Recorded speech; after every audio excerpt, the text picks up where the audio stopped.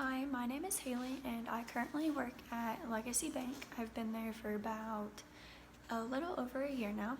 I would like to continue my career in banking and or become a branch manager there or be a manager elsewhere. So with that being said, I chose to interview my manager because I think she's a great role model and shows great characteristics as to why she's a leader. Jackie has worked at Legacy Bank for a little over 8 years now. She started off as a commercial loan officer and she did that for her first 5 years and then got promoted to branch manager where she also does consumer loans for people.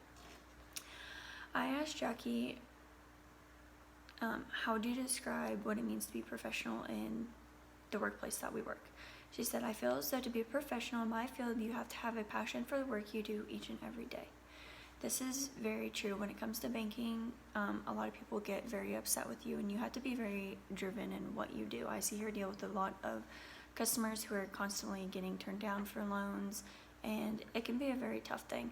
And when it comes to managing us coworkers, I'd like to think we're pretty good workers, but I have seen some tough ones that are very hard to manage. Next, I asked her how important it was to be a professional while working at a bank. She had this to say: it is very important because if we are not professional, we do not represent the company appropriately. Also, our customers would not promote Legacy Bank outside of the workplace and spread the word about our business to their friends and family, which is also true. If you think about it, how many times have you been to a place of business, whether a bank, a restaurant, and you've had a bad experience? You go out and you tell everyone how awful your experience is. The same goes with it being good. If you have a good experience getting a loan, we take good care of your accounts, they're gonna go out and tell their friends to also bank there or go get their personal loan there or even a commercial loan there. Next, I asked Jackie what it was like to behave in a professional manner at work. And she said this: no matter the customer you are dealing with, you have to be polite and show respect for others around you. We work downtown in Wichita, if you guys have ever been there, and there's a lot of homeless people that we have to deal with, and we still try to show them the utmost respect, but we get a lot of very angry people in there who get turned down because they can't open a checking account. I've also seen people come in for consumer loans for their house or their car, and they get turned down because they don't have a proper job or they can't show proper ID, and they get very mad and act like it's our fault, which is understandable. But she said you have to be a really good leader and have tough skin and know how to really deal with that. I asked her, what do you like most about your work and what's challenging?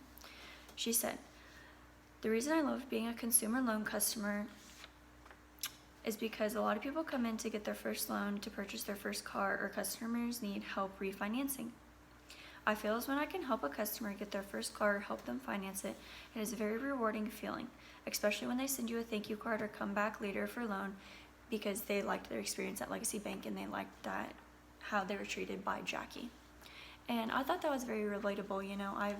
Thinking back to when I got my first car loan, I did send a thank you card to my loan officer. It was a very great experience.